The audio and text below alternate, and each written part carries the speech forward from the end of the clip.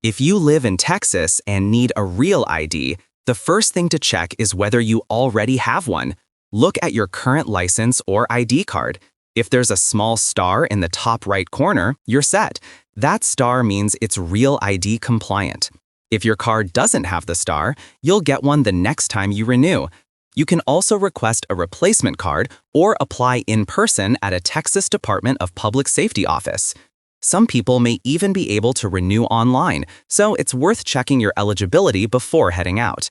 To get a Real ID in Texas, you'll need to bring specific documents with you. That includes proof of who you are, like a birth certificate or a valid U.S. passport.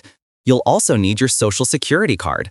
For proof of Texas residency, you can use documents like your vehicle registration, car title, or a current insurance policy.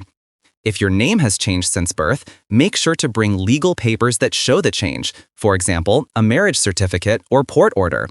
When you have these documents ready, visit a DPS office or renew online if you qualify. Once it's processed, your new license or ID will include the star, which means it's accepted for things like boarding domestic flights or entering secure federal buildings. Until then, your current Texas license or ID still works for driving and everyday identification inside the state.